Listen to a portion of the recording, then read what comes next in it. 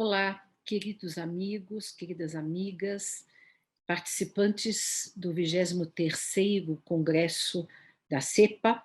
É um grande prazer que estou aqui com vocês e falando sobre um assunto ao qual dedico a minha vida, a pedagogia espírita. Embora seja um desafio absolutamente difícil falar em 15 minutos de um assunto que foi objeto de uma tese de doutorado minha na Universidade de São Paulo, que é objeto de 2 anos de curso de pós-graduação, já desde 2005. Então, o que eu vou fazer aqui é um brevíssimo resumo, um pequeno comentário, para que vocês, quem não conhece, quem nunca leu nada a respeito, possa ter ideia do que se trata, essa proposição da pedagogia espírita. Então, a pedagogia espírita não é uma forma de doutrinação do espiritismo, seja qual for o conceito que tivermos do espiritismo. Mas eu vou começar, então, apresentando aqui um PowerPoint que está em espanhol. Eu vou fazer o seguinte: eu vou tentar definir brevemente o que seria essa pedagogia espírita, cujo conceito nós trabalhamos há muitos anos, através da própria história da pedagogia espírita. E aí nós começamos lembrando que Kardec, antes de tudo, era um educador. E como educador, ele teve herança de grandes educadores. Isso, por exemplo, eu tratei na minha tese Pedagogia Espírita, um projeto brasileiro e suas raízes históricas. Porque ele teve herança direta de Pestalozzi, de quem foi discípulo. Pestalozzi teve herança de Rousseau. Ambos, e principalmente Pestalozzi, teve herança de Comênios, Jan Amos Comênios, que é um educador tcheco muito pouco conhecido pelos países latinos, tanto de língua portuguesa quanto de língua espanhola, mas é um educador fantástico e que imaginem vocês, num livro que eu recebi sobre a história do espiritismo na Tchecoslováquia, antiga Tchecoslováquia, hoje atual República Tcheca, um livro de 600 páginas, impressionante, feito por um historiador de lá, mostrando que o espiritismo teve muita penetração naquele país antes da Segunda Guerra Mundial. Nesse livro, eles dizem lá, e eu já tinha feito a minha tese, que Comênios, sim, foi um precursor do espiritismo, né, porque ele tinha ideias de comunicação profética, enfim, ele fala coisas que são muito abrangentes, muito espiritualistas, dizem que ele era Rosa Cruz, né? Então, existe essa herança de educadores que desemboca em Kardec, né? E ele leva essa bagagem pedagógica para o espiritismo. Por isso, eu considero que o próprio espiritismo é uma forma de educação. Para além de uma proposta científica, filosófica, espiritual, o espiritismo é uma proposta pedagógica, é uma proposta de aperfeiçoamento do espírito para a eternidade. Quer dizer, qual é a nosso sentido existencial? Por quê, para que estamos aqui? A não ser para evoluir, para nos aperfeiçoarmos de maneira livre, autônoma, responsável, construindo a nós mesmos, ou seja, estamos num processo educativo para a eternidade. Bom, então aí nós temos a minha tese de doutorado, que foi realizada na Universidade de São Paulo, depois publicada em livro, ainda não está traduzida para o espanhol. O meu livro Educação segundo o Espiritismo já está, mas ainda não publicado, vou publicar em breve, pelo menos em e-book. Então, a pedagogia espírita, aí no caso, como um projeto brasileiro e suas raízes históricas. Por quê? Porque foi aqui que se desenvolveu essa ideia. É verdade que há, por exemplo, uma escola que também é praticamente da mesma época da escola que eu vou citar daqui a pouco, que é do Eurípides Barçanufo, que nós consideramos o marco fundador da pedagogia espírita no Brasil, na Argentina. Porém, pelo que eu descobri dessa escola, ela não tinha metodologia tão avançada e tão diferenciada como propôs Eurípides Barçanufo. E aí está ele. Eurípides Barçanufo, grande educador de Minas Gerais, Sacramento, que fundou o Colégio Allan Kardec em 1907. Vejam que coisa interessante. Trata-se de uma escola que não era uma escola confessional, no sentido de doutrinar as crianças no espiritismo, mas era uma escola que já trabalhava com ensino interreligioso. Eurípides Barçanufo fazia uma história das religiões, das filosofias espiritualistas no decorrer da história da humanidade, ensinava isso para as crianças, né? E era uma escola absolutamente de vanguarda, né? Muito, muito diferente da sua época, diferente até hoje das escolas tradicionais que nós temos, porque era uma escola sem notas, sem provas, sem castigos, sem recompensas, uma escola baseada no afeto, no diálogo, na participação de todos. Em 1907, uma escola mista de meninos e meninas, que na época não havia ainda, pouquíssimas pessoas defendiam a ideia de uma escola mista, né? E ele já praticava isso no interior de Minas Gerais.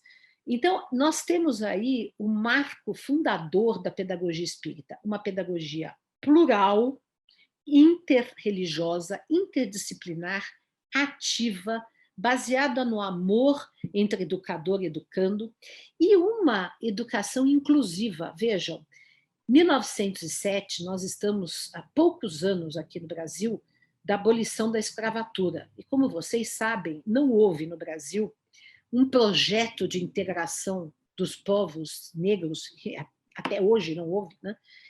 Na sociedade brasileira. Então, havia, ao contrário, um projeto de branqueamento da raça, né, entre aspas, por conta das teorias, né, eugenistas que já começavam a surgir no início do século XX. Então, a imigração europeia, a imigração de alemães, de italianos, de espanhóis, era no sentido de trazer mão de obra para o Brasil, que não a negra, porque a negra era escrava, mas não foi dado aos negros a possibilidade de se tornarem de escravos assalariados. E os negros ficaram excluídos na sociedade, né? Não tinham participação social. Pois Eurípides Barçanufo, né, na sua escola de 1907, não só tinha alunos negros, como professores negros. E nós vamos ver em vários desses grandes expoentes da pedagogia espírita no Brasil, essa preocupação de inclusão, de rompimento, de crítica social, né? Ele foi também vereador, foi na Câmara Municipal, defendeu o Estado laico, a separação do Estado e da religião. Por exemplo, há discursos dele na Câmara de Sacramento em que ele está criticando a presença do crucifixo na Câmara Municipal, porque ele diz que o Estado é laico, né? Então, era uma pessoa de muita vanguarda dentro do seu contexto e dentro de sua época. Então, nós temos aí o marco fundador da pedagogia espírita.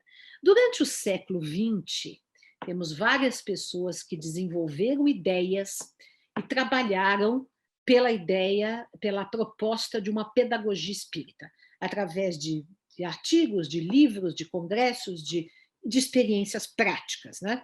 Então, temos aí ideias, escolas, teorias e todo o desenvolvimento da pedagogia espírita no século XX. Em primeiro lugar, Anália Franco, Tomás Novellino, Vinícius, Herculano Pires, Ney Lobo.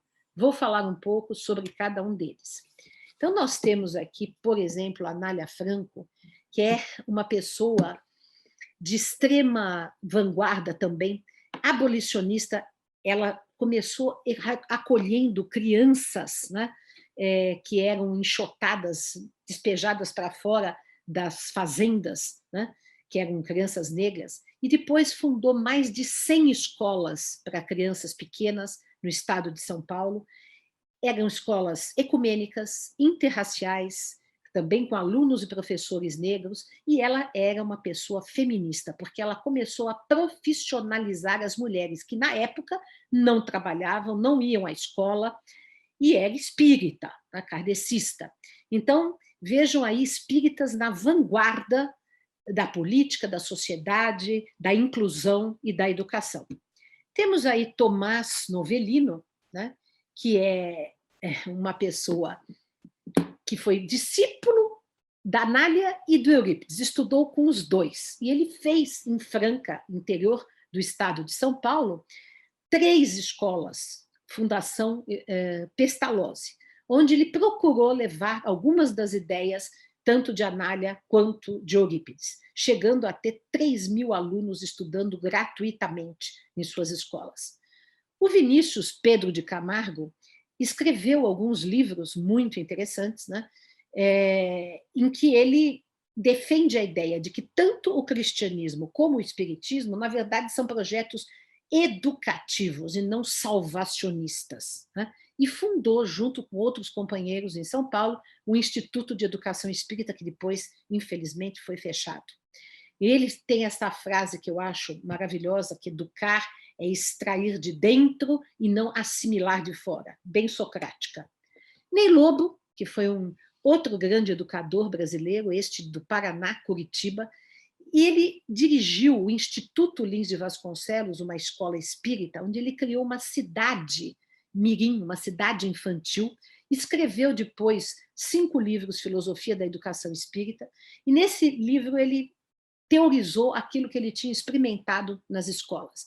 E ele diz que a educação tem que ser ativa, cooperativa e não competitiva, tem que lidar com a autossuperação e não com a avaliação externa, e tem que tratar as crianças com projetos de reparação e não punição. Então, está bem dentro da proposta de Eurípides e de Pestalozzi, Rousseau, enfim, toda essa tradição.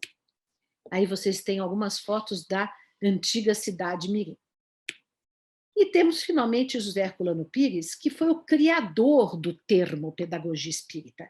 Ele criou esse termo para já sistematizar tudo aquilo que vinha sendo trabalhado desde Eurípides Bassanufo. Ele também criou o termo ser existencial, dizendo que todos nós somos seres interexistenciais, vivemos em múltiplas dimensões e não aqui apenas fechados num corpo carnal, e, portanto, a educação tinha que considerar esse aspecto da dimensão interexistencial do ser humano.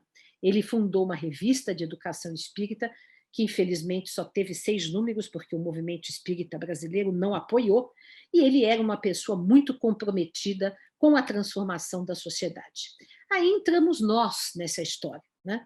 No final já do século XX e princípios do século XXI, com a primeira edição do meu livro, Educação segundo o Espiritismo, depois com a criação da editora Comênios, que justamente é uma editora especializada em educação, em filosofia espírita, não publica romances, não publica coisas assim mais light, mas procura trazer uma cultura espírita com consistência, principalmente direcionada para a educação. A defesa da minha tese na Universidade de São Paulo sobre a pedagogia espírita, contando toda essa história, né?